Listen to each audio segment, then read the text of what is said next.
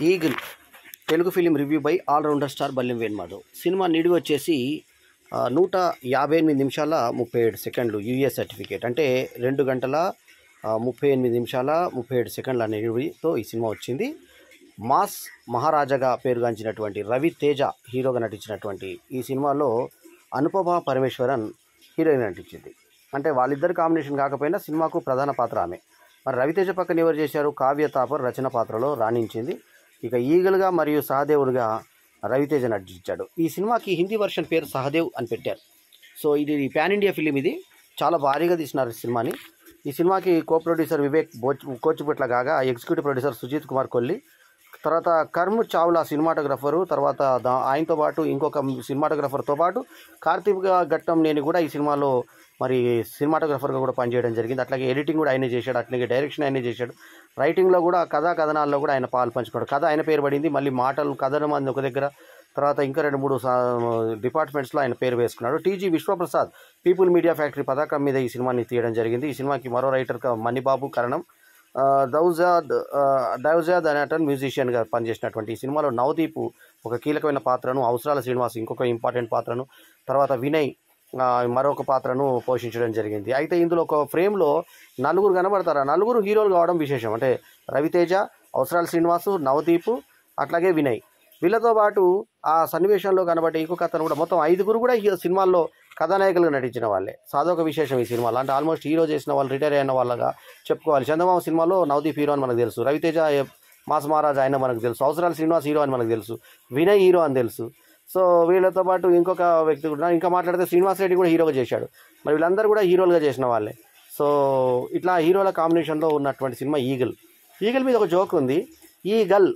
ఈగ రాజమౌళి ఈగ ఉంది, ఈగలు వచ్చినాయి ఇప్పుడు ఈగలు అన్నట్టుగా ఈగల్. సో దీనికి సహదేవ్ అనేది హిందీ పేరు. ఇక సినిమా చూస్తుంటే మనకి ఉపేంద్ర కబ్జా సినిమా కొంత గుర్తుకొస్తుంది. తర్వాత కబ్జా వచ్చి కన్నడ నుంచి వచ్చింది. అట్లాగే తమిళ నుంచి ఏజెంట్ సినిమా గుర్తుకొస్తుంది. విక్రమ్ అంటే ఏది మన విక్రమ్, మన కమల్ హాసన్ విక్రమ్. అట్లాగే కొంతవరకు రా ఏజెంట్గా చేసినటువంటి మన ఈయన అఖిల్ అక్కినేని సినిమా ఏజెంట్ కొంచెం గుర్తుకొస్తుంది. అట్లాగే ఇంకా 2-3 తెలుగు సినిమాలు కూడా మనకి ఈ సినిమా గుర్తుకొస్తాయి. కారణం ఏంటంటే ఈ సినిమాలో ఉన్నటువంటి ట్రీట్మెంట్ అవన్నీ చూస్తుంటే మనకు ఆ సినిమాలు వచ్చే ఉంటాయి. అయితే కథ ఏంటంటే, ఆయుధాలని తయారు చేసి ఆ ఆయుధాలని సప్లై చేస్తే మన దేశంలో అంటే ప్రతి మనిషికి తలకు వచ్చేటువంటి ఆయుధాలు తయారవుతున్నాయి, వీటి వల్ల మారణహోమం సృష్టిస్తున్నాయని ముందు ప్రొఫెషనల్ కిల్లర్గా ఉన్నటువంటి వ్యక్తి, ఆయన కాంట్రాక్ట్ కిల్లర్గా ఉన్నటువంటి వ్యక్తి సహదేవ్ తన ప్రియురాలైనటువంటి రచన మరణానికి తాను కారణమై తెలుసుకొని, అందులో ఒక చిన్న పాప ఇష్టపడుతుంటాడు. ఆ పాప తండ్రి పోలీస్ అధికారి ఉంటాడు వినయ్. అతను ఒక ఆయుధాలని ఆపబోతుంటే ఇతను ఆ కాంట్రాక్ట్ తీసుకొని ఇతన్ని చంపకుండా ఆపుతాడు. కానీ అనుకోకుండా అక్కడ ఆ పాప చనిపోతుంది, ఇతని ప్రియురాలు కూడా చనిపోతుంది. ఆ ప్రియురాలకి మాట ఇచ్చిన ప్రకారం ఇంకా ఆయుధాలందరినీ చేస్తూ ఆయనకు ఒక అసిస్టెంట్గా నవదీప్ని పెట్టుకొని ఆ తర్వాత ఎలా ఆపరేషన్ చేశాడన్నది ఈ కథ. ఇది చాప్టర్ వైజ్గా ఒక్కొక్క చాప్టర్కి భగవద్గీతకు పెట్టినట్టుగా ఒక్కొక్క అధ్యాయం పెడుతూ చెప్పేటువంటి విధానం బాగుంది. ఎడిటింగ్లో కూడా ఒక్కొక్క ఫోటోలు అన్ని ఫ్రేముల్లాగా పెట్టి ఒక్కొక్క ఫోటోలకు జూమ్ చేస్తూ వెళ్ళేటువంటివి కార్తీక్ ఘట్టం నేను చెప్పినటువంటి ఇది బాగుంది. కార్తీక్ ఘట్టం నేను గతంలో చేసిన సినిమాలు అన్నీ కూడా క్లిక్ అయిన సినిమాలు మనకు తెలిసిందే. ఈ సినిమాను కూడా చాలా జాగ్రత్తగా రూపొందించాడు. దానికి మళ్ళీ యుద్ధకాండ అనే సెకండ్ ఆప్షన్ కూడా, అంటే సెకండ్ సిరీస్, అంటే ఈ సినిమాలో ఇంకొక సెకండ్ పార్ట్ కూడా ఉందన్నట్టుగా ఏం చేస్తూ ముగించారు. మొత్తానికి ఏంటంటే నిజాయితీ గలటువంటి మధుబాల ఆమె అధికారి, ఆమె పైన ఇంకొక మగాధికారి ఉంటాడు. తర్వాత ఆమె దగ్గర పనిచేసే ఆ అవసరాల శ్రీనివాస్ ఈ పాత్రని అంటే అక్కడ కనుక్కోవడానికి వెళ్తాడు. అయితే ఈ ముందు ఒక జర్నలిస్ట్ రాసిన న్యూస్ తోటి సంచలనం అవుతుంది.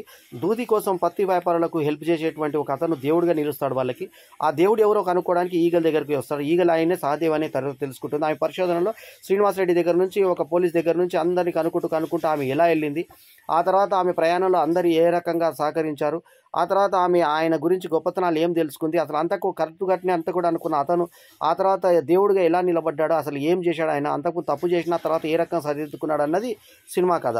సో ఇందులో మనకి పాత్రల ప్రకారంగా రవితేజ కానీ, అనుపమ పరమేశ్వరన్ కానీ, నవదీప్ కానీ, అవసరాల శ్రీనివాస్ కానీ, కావ్య తాపర్ కానీ, అట్లాగే మనకు రెగ్యులర్గా ఈ మధ్య కనబడుతున్న బొచ్చు లేకుండా కనబడుతున్నటువంటి ఇతను బొత్తుతో కనబడినటువంటి అజయ్ ఘోష్, అతని క్యారెక్టర్ కూడా బాగుంది. ఇందులో ఘోష్ అని చెప్పని ఇంకొక దగ్గర ఒక సైనికునికి ఘోష్ అని ఉంటుంది. ఆ క్యాప్షన్ దాని మీద GHOSS ఘోష్ రావాలి, GOSH రాశారు.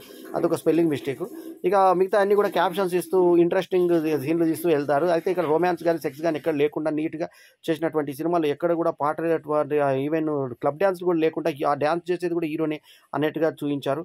కామెడీ పరంగా కూడా తక్కువనే ఉంది. ఉన్నంతలో అంత హీరోయిజంను ఎలివేట్ చేస్తూ ఒక కొత్త పందాల్లో కథ చెప్పేటువంటి ఇంట్రెస్టింగ్ చెప్పే విధానము క్లాస్ ఆడియన్స్ని మెప్పిస్తుంది, కానీ మాస్ ఆడియన్స్ని ఎంతవరకు మెప్పిస్తుందో తెలియదు. ఎక్కడ రొమాన్స్ లేకుండా జాగ్రత్త పడ్డారు. అయితే అక్కడ లాస్ట్లో కావ్య తాపర్తో ఉన్నటువంటి సీన్లో కూడా హీరోయిన్లు అసలు మనిషి కనీసం భౌతికంగా కూడా దగ్గర గారు, ప్రేమలేఖ సినిమాలాగా దూరంగా ఉండడము ఒక విశేషం. కొన్ని తెలుగు సినిమాలు ఈ మధ్య వచ్చినటువంటి కొన్ని తెలుగు సినిమాలను ఉదయించే విధంగా ఈ సినిమా ఇందాక చెప్పినట్టు విక్రమ్ లాంటి దాంట్లో ఆయుధాలు ఏ రకంగా వాడారు అలాంటివి ఉన్నాయి ఈ సినిమాలో. సో అట్లా కొన్ని సినిమాలు మనకు కస్టడీ సినిమా కానీ, ఆ తర్వాత విక్రమ్ సినిమా కానీ, ఆ తర్వాత ఏజెంట్ అని అఖిల్ సినిమా కానీ, ఆ తర్వాత ఇందాక పేర్కొన్నటువంటిగా మళ్ళీ లియో సినిమా, లియో సినిమాని చాలా పోలింది సినిమా. సో అవన్నీ కాన్సెప్ట్ వేరేదైనా కూడా కాన్సెప్ట్ ఏంటి అక్కడ అసలు ఫస్ట్ మనకి ఇంకా మాట్లాడితే కలేజా సినిమా కూడా గుర్తుకొస్తుంది, ఎవరిది, మహేష్ బాబుది. ఇందులో బాక్సైట్ అనే ఒక మెయిన్ దానికోసం ఒక విలన్ వస్తే అతన్ని తరిమి కొట్టేటువంటి ఒక గిరిజన నాయకుడి కింద ఇతను మాస్ మహారాజా కనబడతాడు మనకి. అతను ఒక పెద్ద ఇల్లుగా కౌచంలాగా ఏర్పరచుకుంటాడు. దానికి అన్ని కూడా మిషన్ గన్స్కు సంధానమైనటువంటి గన్స్ అన్నీ ఉంటాయి. ఆ ఆపరేషన్ అంతా మనకు ఇందాక చెప్పినట్టు కబ్జా సినిమాలో అన్ని కనబడతాయి. కొన్ని చాలా సినిమాలోని బిట్స్ అన్ని కలిపి ఈ సినిమాగా తీసినట్టుగా అనిపిస్తుంది. కానీ కార్తిక్ ఘట్టంనేని స్క్రిప్ట్ మీద చాలా కష్టపడ్డట్టు మనకు క్లియర్గా తెలుస్తుంది. భారీ నిర్మాణ విలువలు ఉన్నాయి. టీజీ విశ్వప్రసాద్ తర్వాత వివేక్ కూచిపుట్లలో మంచి నిర్మాతలు కాబట్టి ఉన్నంతలో మంచిగా రాణించే విధంగా మరి హిందీ మార్కెట్ కూడా దృష్టిలో పెట్టుకొని మరి హిందీ ఫేస్ ఉన్నటువంటి కావ్య తాపర్ని పెట్టుకోవడం అందుకే అని అర్థమైంది. వాళ్ళ మధ్య రొమాన్స్ కూడా పెద్దగా వర్కౌట్ చేయలేదు. పాట పెట్టే అవకాశం ఉన్నా పెద్దగా వాడుకోలేదు. సో ఎక్కడ లిప్ లాక్లు కానీ అట్లాంటి సీన్లు కానీ మన శృంగార సన్నివేశాలు కానీ తర్వాత ఎక్కడ కామెడీ సన్నివేశాలు కూడా లేకుండా కొంచెం సీరియస్ కథని ఒక ఫ్యామిలీ ఓరియంటెడ్గా చెప్పే ప్రయత్నం చేసినందుకు US సర్టిఫికేట్ వచ్చిన సినిమాలో హింస ఉన్నా కూడా. సో లాస్ట్కు అమ్మవారి దగ్గర కూడా లాస్ట్కు బిషన్ గన్లతోటి వచ్చేటువంటి సీన్ ప్రేక్షకులతో ఈలలు వేయిస్తుంది. ఈ గ్రాఫిక్స్ కూడా ఆకట్టుకునే విధంగా ఉన్నాయి. మొత్తానికి ఏంటంటే ఆయుధాలు ఇన్ని రకాల ఆయుధాలు ఉన్నాయని మనకు తెలియకుండా ఆయుధాల కర్మాగారం అంతా మన కళ్ళ ముందు ఉన్నట్టుగా రవితేజతో చేస్తున్నారు. తర్వాత అజయ్ ఘోష్ క్యారెక్టర్ ద్వారా మనకు నవ్వించే ప్రయత్నం చేశారు. అతను ఇక్కడ ఊరి ఎమ్మెల్యే కానీ బఫూన్ లాగా మనకు కనబడతాడు. ఇంకొక హీరో ఎమ్మెల్యే దగ్గరికి వచ్చే PAగా శ్రీనివాస్ రెడ్డి కూడా బాగా రాణించాడు. అట్లాగే శ్రీనివాస్ రెడ్డి దగ్గరికి వచ్చే ఒక గడ్డమతను మనకు టీవీ ద్వారా ఫేమస్ అయినటువంటి ఆ యాక్టర్ అతను కానిస్టేబుల్గా అతను వచ్చి అరే ఒరే అంటే నేను చావబోతున్నప్పుడు నీకు మర్యాద ఏంటా అని చెప్పే దగ్గర బాగా నవ్వొస్తుంది మనకి. కొన్ని సన్నివేశాలు మనకు నవ్వొచ్చే విధంగా కూడా కొన్ని సన్నివేశాలని అంటే సన్నివేశ పరంగా ఉన్నటువంటి కామెడీ మనకు అలరించే విధంగా ఉంది. ఓవరాల్గా ఒక మంచి సినిమాను చూసిన ఫీలింగ్ అవుతుంది. తన కూతుర్ని కోల్పోయినటువంటి వినయ్కి తన కూతుర్ని తన భార్య వెళ్తూ అంటే వాళ్ళిద్దరి మధ్య సాంగత్యంలో ఏర్పడిన భార్యను చూపించారు. వాళ్ళిద్దరి మధ్య సాంగత్యం గా ప్రతిపంగా ఏర్పడినటువంటి ఒక పాపని ఇతనికి అతను ఇవ్వాలనుకునేటువంటి ఒక సందేశంతో సినిమా ముగుస్తుంది. అయితే చాలా అది అసహజంగా ఉంటుంది. ఆయన కూడా జైలుకి వెళ్ళేసి ఆయన అధికారాన్ని దుర్వినియోగం చేసినందుకు జైలుకి వెళ్ళి వచ్చిన తర్వాత ఇతను పగ తీసుకోవడానికి వచ్చినప్పుడు నీకు 10 ఏళ్ళ పాప ఉంది అని చెప్పి ఆ పాపని స్కూల్ నుంచి బయటకు రాగానే అతను డాడీ అని చెప్పి అంటే ఫోన్లో నేను మాట్లాడాను కానీ వ్యక్తిగతంగా నేను చూపించానని చెప్పేటువంటి ట్విస్ట్ బాగున్నా కూడా అతిశయోక్తిగా ఉంది. సో ఓవరాల్గా ఏంటంటే ఒక మంచి సినిమాను ఒక యాక్షన్ సినిమాను మాత్రం లియో సినిమాను చూసిన ఫీలింగ్ మనకు కలుగుతుంది. Eagle cinema. సో ఈగల్ అనే టైటిల్ పర్ఫెక్ట్గా సరిపోయింది. మాస్ మహారాజాకి 2 రకాల 10 ఏళ్ల కింద యంగ్గా ఆ తర్వాత ఏజ్డ్గా గడ్డంతో తనకున్న వయసును హుందాగా చేసినటువంటి పాత్ర రవితేజది. సో ఓవరాల్గా ఈ సినిమాలో ఎక్కువ మార్క్స్ పడేది అనుపమ పరమేశ్వరన్ జర్నలిస్ట్ పాత్రకి చాలా అద్భుతమైన రెస్పాన్స్ వస్తుంది. సో నీట్గా చేసినటువంటి అమ్మాయి అనుపమ పరమేశ్వరన్ ఆ మధ్య కార్తికేయ 2తో రాణించి మళ్ళీ ఇప్పుడు ఈ సినిమా ద్వారా కూడా రాణించింది. ఈగల్ సినిమా ఒక మంచి సినిమాగా ఒక కమర్షియల్ సినిమాగా చెప్పుకోవచ్చు. ఈ సినిమాకి నేను ఇచ్చినటువంటి రేటింగ్ 3.75/5 ఈజ్ మై రేటింగ్. ఈ వీడియో కనుక మీకు నచ్చితే లైక్ చేయండి, కమెంట్ చేయండి, షేర్ చేయండి, మా ఛానల్కు తప్పకుండా సబ్స్క్రైబ్ చేయండి. సినిమా విడుదల తేదీ వచ్చి 9 ఫిబ్రవరి 2024 శుక్రవారం రోజు విడుదలైంది ఈ సినిమా.